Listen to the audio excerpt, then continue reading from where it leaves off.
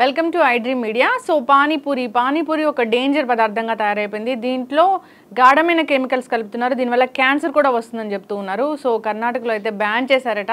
ఇక తమిళనాడు ఆ దిశగా అడుగులు వేస్తుందని చెప్తున్నారు. అసలు పానీపూరిలో ఏముంటుంది, ఎలాంటి కెమికల్స్ వాడతారు, దానివల్ల జరిగే నష్టాలు ఏంటి, దీని గురించిన పూర్తి వివరాలు తెలుసుకుందాం. ఈరోజు మనతో పాటు ఉన్నారు ప్రముఖ డైట్ గురు వీరమచిని రామకృష్ణ గారు. సార్ నమస్తే. సార్ జనరల్గా పానీపూరి అనగానే దాని మీద మంచి అభిప్రాయం ఉండదు. సో మీలాంటి పెద్దలతో మాట్లాడుతుంటే పానీపూరియా ఎందుకు అలాంటి టేస్ట్ చేస్తారని చెప్తూ ఉంటారు. దానివల్ల అనారోగ్య సమస్యలే అని అంటూ ఉంటారు. కాకపోతే ఈ తరం ఏంటంటే క్రేజీగా దాన్ని టేస్టీగా ఉంటుందని ఖచ్చితంగా తింటూ ఉంటారు. సో పానీపూరిలో గాఢమైన కెమికల్స్ కలుపుతున్నారు, దానివల్ల క్యాన్సర్లు వస్తున్నాయని చెప్తున్నారు. సో ఓవరాల్గా ఆ పానీపూరిలో ఉండే పదార్థాలు ఏంటి, అవి ఎటువంటి అనారోగ్యాలను కలిగిస్తాయి, ఏం చెప్తారు మీరు? నిన్న ఈ న్యూస్ నాకంటే ముందు మా అమ్మాయి చూసింది. మా అమ్మాయి చూసి చెబుతుంది, నాన్న దయచేసి రేపు పొద్దున పానీపూరి బ్యాడ్ అని చెప్పమాక నాన్న, ప్లీజ్ నాన్న నేను దండం పెడతాను నాన్న, మేము బయటకు వెళ్తే తినేది అలాంటివి, నువ్వు దయచేసి చెప్పమాక నాన్న అంది. ఖచ్చితంగా చెప్పాలే, నువ్వు తీసావు ఇంకోటని కాదు, నిజం చెప్పాలి కదా అన్నావు. అంటే నిజానికి పానీపూరి ఒకటే కాదు. పానీపూరిని ఎందుకు అంటున్నారు? ఇప్పుడు పలానా తెల్ల చొక్కా వేసుకున్నాడు హానికరం అంటారే, గళ్ళ చొక్కా వేసుకున్నాడు మేలు చేస్తాడా? పానీపూరి బాగానే ఉంది. కార్బోహైడ్రేట్ బ్యాన్ చేసి ఎంతకాలమైంది మనం, భారత ప్రభుత్వం అనేక సంవత్సరాలు అయింది. కార్బోహైడ్రేట్ కనుక వాడితే పళ్ళల్లో జైలు శిక్ష. ఇప్పుడు హైదరాబాద్లో కానీ దేశంలో ఏమోలైనా కార్బోహైడ్రేట్ అయిన పండు ఏ పళ్ళ దుకాణం చూపిస్తే నేను ఊరేసుకునే సిద్ధం, నేను జైలుకి వెళ్తాను ఇంత రాంగ్ స్టేట్మెంట్ ఇచ్చినందుకు. ఒక్క పళ్ళ దుకాణం చూపించండి కార్బోహైడ్రేట్ అయిన పండుని. మరి ఏంటి కార్బోహైడ్రేట్ అయిన పళ్ళు తింటే నువ్వు మామిడి పళ్ళు నవనవలు ఆడుతూ ఉంటాయి మనకి, అది తింటావు, మన గొంతంతా ఎండిపోయినట్టు అనిపిస్తుంది, రాత్రి అంతా దాహం వేసి మనకు ఉండదు. అదేంటి కార్బోహైడ్రేట్ వచ్చేస్తుంది కదా. మరి నువ్వేం చర్య తీసుకున్నావు కార్బోహైడ్రేట్ మీద? అలానే మొన్న మధ్య ICMR 2024 గైడ్లైన్స్ ఇచ్చింది. ఇస్తే అందులో చెప్తుంది రీఫండ్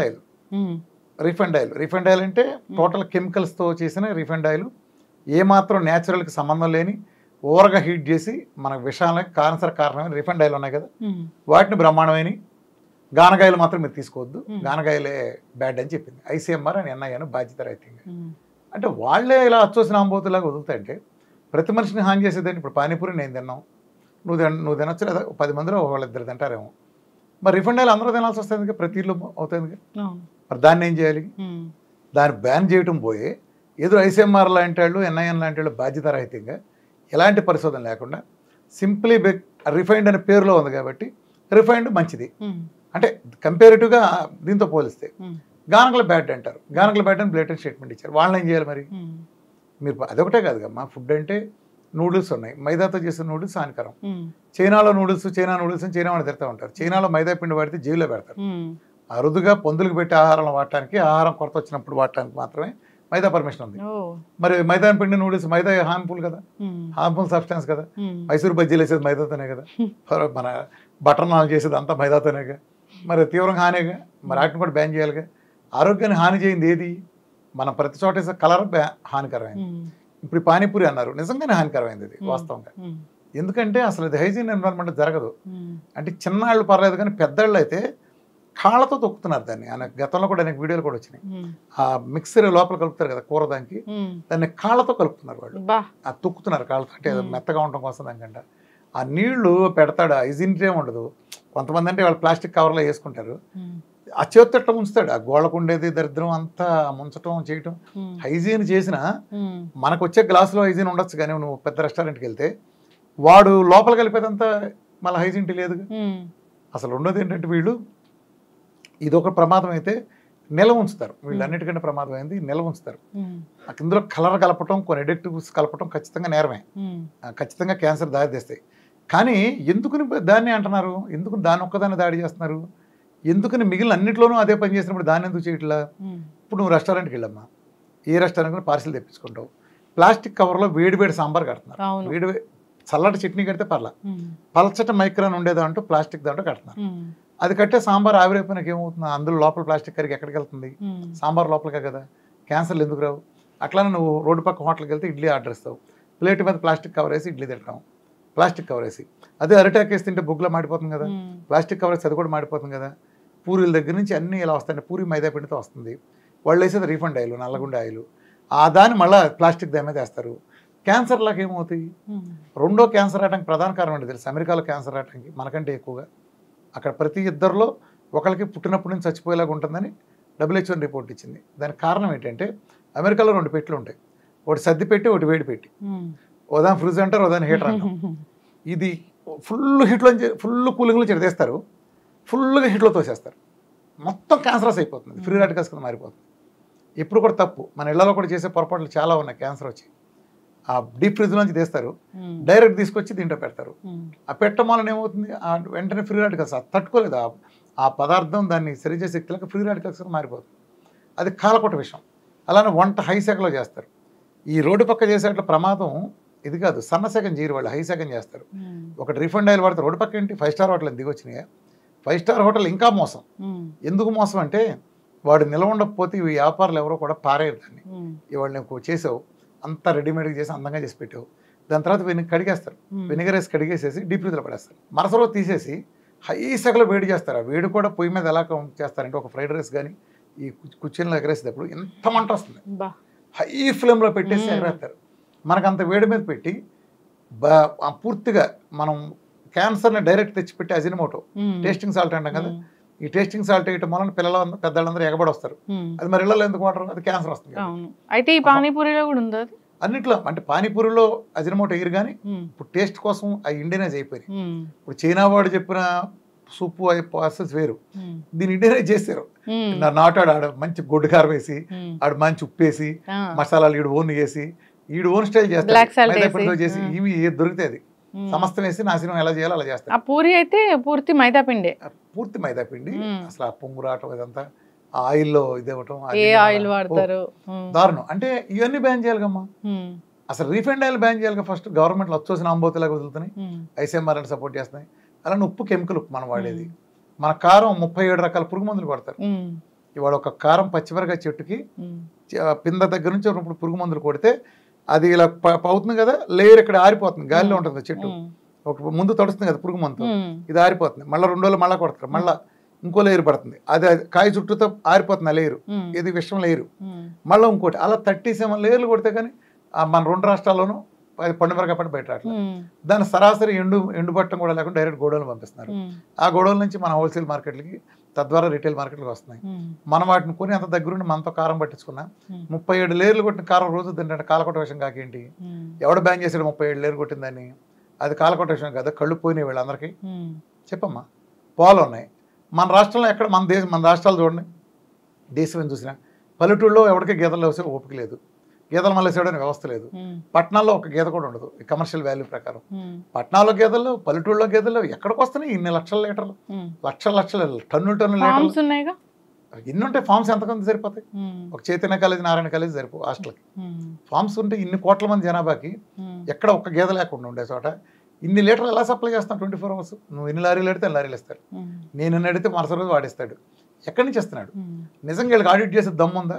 ఇన్ని లీటర్ల పాలు ఇన్ని పాల కంపెనీలోకి వెళ్తున్నాయి, ఇన్ని పాల క్యాన్లు ఇదిగో ఈ 10,000 లీటర్లు దీంట్లోకి వెళ్ళినాయి. సో 10,000 లీటర్లో 10,000 లీటర్లు బయట రావాలి కదా. 10,000 లీటర్లు అక్కడ వచ్చేది 1000 లీటర్లు కూడా రావు. ఇక్కడ 50,000 లీటర్లు ఎట్లా వెళ్తున్నాయి? వాళ్ళు ఆడిట్ అడిగితే సరిపోతుంది. బస్తాల లోపలికి ఎందుకు వస్తున్నాయి అడగలగా పాల ఫ్యాక్టరీలోకి? అచ్చోసిన అంబోతుల్లాగా వాళ్ళు నిలువున దోచుకుంటాయంటే పాల కంపెనీలు వాళ్ళందరూ మొత్తం పెద్ద స్థాయిలో ఉన్నాయి. వీళ్ళు అడిగే దమ్ము ఒక్కడికి లేదు. ఎవడురా లోకు అంటే రోడ్డు పక్కన ఉండే పానీపూరి అమ్మడు లోకువ. వేయాల్సింది ఏమన్నా బొక్కలో ఫస్ట్ పాలు చెక్ చేయండి. నీ పాల ప్యాకెట్ మీద ఎక్కడన్నా ఇది పాల పౌడర్తో చేసామని చెప్తున్నాడు ఎవడన్నా? చెబుతున్నాడా? అసలు పాల ప్రొడక్షన్ ఎక్కడ ఉంది? పల్లెటూరులో ముందంతా ముసక బేత్తి. మన తల్లిదండ్రులు, పెద్దవాళ్ళు, తాతలు ఉంటారు. ఎవడుంటాడు? వాళ్ళని అడుగుంగి సేవ వాళ్ళకి ఒకప్పుడు చేసేవాళ్ళు పని. ఇప్పుడు వాళ్ళు ఉండే పథకాల కారణంగా గేదెలు మళ్ళేసేవాడు లేడు. అసలు పశు ఆధారిత వ్యవసాయం లేదు. అంటే పల్లెటూరులో గేదెలు లేవు కదా, నువ్వు చెప్పిన ఫార్మ్స్ మినహా. ఎవడో అది ఎక్కడో ఊరు ఏం లేవు, ఎక్కడో ఉంటాయి, ఎవడో కమర్షియల్ పెడతాడు. అది ఆ ఊళ్ళోకే చాలు గట్టిగా మాట్లాడితే. మరి దాటిన తర్వాత పట్టణంలో ఉంది. ఒకప్పుడు కనీసం అక్కడక్కడన్నా మండీలు ఉండే. ఇప్పుడు ఆ సిటీలో గేదెలు ఎక్కడ ఉన్నాయి? ఇవాళ ఉండే రేట్లకు హైదరాబాద్ సిటీ ఎంత ఉంది? ఎన్ని గేదెలు ఉన్నాయి చెప్పి హైదరాబాద్ సిటీలో? ఓ మూల కొత్త ఈ హైదరాబాద్లో గేదెలని కలిపి ఒక కాలనీలో ఒక బజార్. పాలపొడి ఓకే, పాలపొడి వేయచ్చు నిజమే. కానీ ఏ కంపెనీ అయినా ఇదిగో ఈ పాలపొడి గవర్నమెంట్ నిర్ధారించిన నాణ్యమైన పాలపొడి వాడి మేము చేస్తామని ఎక్కడన్నా చెప్పారా? ఏ ప్యాకెట్ మీద నువ్వు చూసావా? 5 రూపాయలు బిస్కెట్ ప్యాకెట్ కొంటే దాని మీద షుగర్ ఎంత ఉంది, గోధుమ పిండి ఉంది, మైదా ఎంత ఉంది, లేదా పంచదార ఎంత ఉందో రాస్తారు. ఇంగ్రీడియంట్స్ ప్యాకెట్ మీద ఉంటాయి. 2 రూపాయలు పెట్టి నువ్వు ఏది కొన్నా దాని మీద ఇంగ్రీడియంట్స్ ఉంటాయి. ఆ లోపల ఏముందో తెలుసుకుంటూ ప్రపంచవ్యాప్తంగా వినియోగదారుడి హక్కు. మరి నువ్వు 30 రూపాయలు పెట్టుకునే పాల ప్యాకెట్ మీద ఏమి రాయిపోతే నువ్వేం భావిస్తావు? ఏ చల్లపల్లోనో లంకపల్లోనో ఇది పాలు గేదెల నుంచి తీసిన పాలు వీడేదో ఫిల్టర్ చేసి మాకు అమ్మాడు అనుకుంటున్నావు. ఆడు కొన్నయన్ని ఆడు నీకు అమ్మినయన్ని అసలు ఎన్ని సేకరిస్తున్నాయి? అసలు వీటిల్లో పాలతో తీస్తే అసలు నీకు ఈకోలీ బ్యాక్టీరియాలు ఎందుకు వస్తున్నాయి? ఇవన్నీ ఎందుకు వస్తున్నాయి? పాలల్లో యూరియా ఎందుకు వస్తుంది? 28% పాలలో యూరియా ఉంది. అసలు యూరియా ఎక్కడది? యూరియాతో పాలు చేస్తున్నారు కాబట్టి ఇవన్నీ పట్టుకోరా? అంటే వీళ్ళు కంపెనీలు కూడా పెద్ద కంపెనీలు కాబట్టి వాళ్ళంతా ఏసీలు కూర్చున్నారు కాబట్టి వాళ్ళు రోడ్డు పక్కన ఉపాధి కోసం అమ్ముకుని ఆడు లోకువ.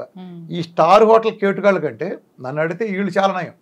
రోడ్డు పక్క అడుకుంటే నిజాయితీ వీళ్ళకి ఉండదు. ఎందుకో తెలుసా? వాడు మన కళ్ళెదురకుండా నూనె అప్పటికప్పుడు గిన్నె తీసి మన పేషెంట్ కస్టమర్లు ఉంచుంటారు, ఇలా తుడిచి మన ఎదురుగుండా డబ్బానో ఏదో ఆ దిక్కుమాల రీఫండ్ అయ్యే కావచ్చు మన ఎదురుగుండా పోస్తాడు. 5 స్టార్ హోటల్ లోపల పోసుకొచ్చింది ఏం చేస్తాను నీకు తెలుసా? ఏం తెలియదు కదా. ఈ మధ్య అయితే ఆల్రెడీ దొరికినాయి గవర్స్ పెట్టి, బెజవాడలో దొరికినాయి, హైదరాబాద్లో దొరికినాయి, అన్ని కల్తీనే కమ్మా. వాడు ఎందుకు నష్టపోతాడమ్మా? మనం ఒకవేళ ప్లేట్లో బోనులు అయితే దాన్ని కూడా తీసుకెళ్ళి కడుక్కో లోపల పడేసి ఇంకోటి పెట్టే కదా. రూపాయి చుట్టూ ప్రపంచం నడుస్తాడు. వాళ్ళు ఎలా చేస్తారమ్మా చెప్పు? ఇవాళ ఈ లోకం ఉంటే నీకు వేడి చేయటం ఎట్లా చేశారో తెలియదు. నీకు ప్లేట్లో వేడి ఉందని చూసుకుంటున్నావు, ఆ వేయడానికి మళ్ళీ బాగోతుంది నీకు తెలియట్లేదుగా. ఎక్కడ ఉంది కల్తీ లేకుండా? ఎక్కడ ఉంది? ఆడిని ఎందుకుని రోడ్డు మీద బతికేవాడిని ఎందుకు అటాక్ చేస్తారు మీరు? ఆయన బ్యాన్ చేస్తారు. బ్యాన్ చేసిన ఏం చేస్తారు తెలుసా? స్టార్ హోటల్ ఎక్కడ ఆగదు. ఆడేం ఆర్డర్ ఇస్తే అవి పన్ని చోట్ల వస్తాయి. వీధిలో వాడే లోకువ, రోడ్డు పక్కన పెట్టి శుభ్రంగా అమ్మేవాడే లోకువ. 270 శాంపుల్ తెస్తే 45 శాంపుల్ బ్యాడ్ ఉంది అనుకుందాం. బ్యాడ్ మనకు అలవాటు అయిపోయింది. మరి మనం ప్రతి తినేది కల్తీనే. మనం ఏమి శుభ్రమైన వాతావరణం అంత అద్భుతంగా పెరగట్లా. ఇదే రైడ్ వెళ్ళి 5 స్టార్ హోటల్ మీద చేయండి, దమ్ముంటే తెలుస్తుంది. ఎస్, అయితే ఈ పానీపూరి చాలా డేంజర్ కెమికల్స్ కలుపుతున్నారని అనుకున్నాం కాబట్టి ఉంటుందమ్మా. గట్టిగా డబ్బులు ఇస్తే కూడా ఏం చేస్తారంటే ఈ పానీపూరి బళ్ళు ఇప్పుడు నీ పోటాడు మన పిల్లలు లాంటి వాళ్ళంతా రోడ్డు పక్కన తింటాం అలవాటు పడ్డారు ఈ మధ్య. ఈ పెద్ద హోటల్ వాళ్ళు కూడా ఆడి దగ్గర రావట్లేదు, ఆడి దగ్గరికి వస్తే మరి ఇదే ఇడ్లీని రబ్బర్ లాగా ఉండే ఇడ్లీని ఏడిసినట్టుండే చట్నీని 200 పెట్టుకోవాలి. చక్కగా వేడి వేడి ఇడ్లీ మనకి ఇక్కడ దూదుల్లాగా ఉండే ఇడ్లీ ఎక్లసిన కొబ్బరి చట్నీ వేసి 20 రూపాయలకి ఇస్తాడు 4. ఆడికి వెళ్ళాలి కదా, ఆడికి వెళ్ళాలంటే ఈడి మీద అక్రమం బ్రాండ్ వేయాలి. నేనేమంటానంటే law is for everyone కదా, rule is for everyone కదా. నువ్వు ఎందుకు మిగిలినట్టు పట్టించుకోవట్లేదు? ఏ పానీపూరిని ఎందుకు దొరికింది నీకు? పూరి ఎందుకు దొరకట్లా? 5 స్టార్ అట్లా పూరి అని దిగొచ్చిందా? ఆడేసిన ఆయిల్ చూడు, ఆయిల్ ఎప్పుడు నలపడుతుంది చూడు. సాచురేట్ ఫ్యాట్ గురించి తెలియదు, పాలీ అన్సాచురేట్ ఫ్యాట్ అంటే తెలియదు, మోనో అన్సాచురేట్ ఫ్యాట్ తెలియదు. అవి ఎప్పుడు అవుతాయి, రిఫండ్ ఆయిల్ ఏంటి తెలియదు, అందులో ఉండే properties, medium chain, long chain వీళ్ళకి అధికారులకే తెలియదు. అసలు ఏం చేస్తారు వీళ్ళంతా? ప్రజల జీవితాలతో ఆడుకోవడం తప్పితే. ప్రజల జీవితంలో 1000 జీవితాలతో ఆడుకుంటుంటే మీరు రోగాలంటే కారణం ఒక బకరాగాన్ని చూపించినట్టు ఒక పిల్లాన్ని చూపించి పానీపూరీలు అమ్మే వాళ్ళంతా రోడ్డు పక్కన వాళ్ళు అమ్ముతారు. వాళ్ళది ఆడేనా మట్టిగుండేది? వీళ్ళు ఏమైనా శుభ్రంగా ఉంటున్నారా? ఎవడొడుతాడు ఇవన్నీ? అది ఆడు మానేస్తే ఈడుకొస్తుంది బిజినెస్. ఆ పానీపూరి దాన్ని నువ్వేం చేస్తావు? రేపు పొద్దున వెళ్ళి ఆడి దగ్గర 300 పెట్టి అంతకంటే దరిద్రం కోరుకుంటాను. అంతేగా. ఎస్, ఖచ్చితంగా సార్. సో ఏదైనా పానీపూరి గురించి చర్చ వచ్చింది కాబట్టి దీంట్లో గాఢమైన కెమికల్స్ కలుపుతున్నారు. సో తయారీ పద్ధతి కూడా చూసుకోవాలి. ఇది ఇండిపెండెంట్ అమ్మా. 2 శుభ్రత లేదన్నప్పుడు అన్నిటి మీద చర్యలో భాగంగా జరగాలి తప్ప పానీపూరిని కట్టడానికి పానీపూరి తప్పు చూస్తుంది. మీలా శుద్ధపోసలేం కాదు కదా. ఫలానా రాజకీయ నాడు అబద్ధం వాడే నువ్వు అంటావు, మిగిలిన ఆడరా?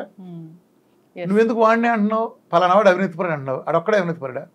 నువ్వు 10 మందితో పాటు ఆయన కూడా పొక్కలే, తప్పేం లేదు. నువ్వు ఆయన ఒక్కడే చేసేస్తున్నావు, ఎందుకు సిద్ధాంతం ఎందుకు చేస్తున్నావు అండి? అది నేను చెప్పేది. ఇప్పుడు అంటే పానీపూరి బళ్ళు ఆపేస్తే ప్రజల ఆరోగ్యాన్ని మెరుగుపడిపోతాయి, హాస్పిటల్ని మూతేసేస్తారా? అలా బిల్డప్ అలా ఉంది. పైగా అక్కడ శాంపుల్ కూడా చాలా చండాలంగా ఉంది. 270 అయితే 45, 50 దొరికినాయి అంట. అది పెద్ద విషయం ఉంది. వాళ్ళు ఇతర హైజీన్స్ కూడా అయి ఉండొచ్చు. కలర్లా నువ్వు చెప్పిన కలర్ అసలు ఎందుకు అమ్ముతున్నారు? గవర్నమెంట్ అచ్చోసిన ఆంబోతులాగా కలర్ ఆడకపోతే కలర్ కలిపాడు అంటే ఇప్పుడు నువ్వు ఇక్కడే ఉన్నాడమ్మా, మీ స్టూడియోస్ అందులో ఒకడు పానీపూరి అమ్ముతున్నాడు. వీడు పాకిస్తాన్ వెళ్ళి లేకపోతే శ్రీలంకలో పట్టుకొచ్చాడు ఆ కలర్ని. ఆడ పక్కన పచారి కోట్లు అమ్మిందే కదా. నువ్వెందులో దౌర్భాగ్యుడు అది అమ్ముతున్నావు? సిగ్గన లేదురా గవర్నమెంట్కి? నువ్వు దౌర్భాగ్యుడా? నువ్వు అమ్మకపోతే ఆడు అవుతాడా? నువ్వు కలర్ను మూసేయి, కలర్ను దొరకకుండా చేయి. ఇప్పుడు ఏదన్నా కష్టమా? కానిస్టేబుల్ కాబట్టి చెప్పండి, మీ ఊళ్ళో ఒక కానిస్టేబుల్ కాబట్టి చెప్తే పరిశోధన చేసి ఎక్కడి నుంచి వస్తున్నాయి ఫ్యాక్టరీ అక్కడ కూడా చెబుతాడు. నీ అభ్యంతరం కలర్ కలుపుతారంటే సన్నాసి. కలర్ ఎక్కడ కలుపుతున్నారు? ఎందుకు అమ్ముతున్నారు నువ్వు? పచారి కొట్లు ఎందుకు ఉంటాయిందిరా? నీ దౌర్భాగ్యం సూపర్ బజార్లు వేసేసిన సూపర్ బజార్లో కలర్ ఎందుకు దొరుకుతుందిరా సన్నాసి? దా కలర్ని బ్యాన్ చేయి. దమ్ముంటే సిగ్గుంటే కలర్ని బ్యాన్ చేయండి రా. కలర్ బ్యాన్ చేస్తే పానీపూరి బ్యాన్ అవుతుందిగా. అది పానీపూరిని ఎందుకు బ్యాన్ చేయటం? పానీపూరి అది మంచిదని నేను చెప్పట్లా.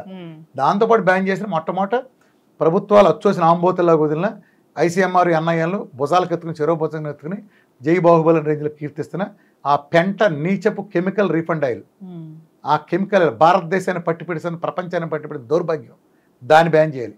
సినిమా హాళ్ళలో అడ్వర్టైజ్మెంట్లు ఫస్ట్ చేసిన ఈ పాల ప్యాకెట్లు, మన గవర్నమెంట్ అవి ఉప్పు ప్యాకెట్లు, ఈ అచ్చోసిన అంబోతులు ఆయిల్ ప్యాకెట్లు వేసి సస్తారా ఇదిరా క్యాన్సర్ వచ్చిందని చెప్పండి. అది చెప్పాలి, ఇది కాదు పానీపూరి కాదు. ఎస్, ఖచ్చితంగా సార్. సో ఏదైనా ఇవన్నీ కలిపిన పదార్థాలు తీసుకుంటే వచ్చే అనారోగ్య సమస్యలు, సో మీరు అన్నట్లు దాంట్లో సాల్ట్ కలర్ని బ్యాన్ చేయి.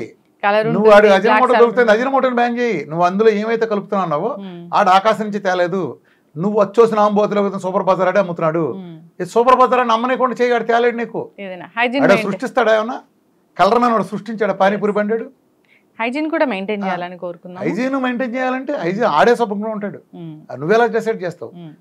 5 స్టార్ హోటల్ గదిలోకి వెళ్తే లోపల ఏం జరుగుతుంది నీకు తెలుసా?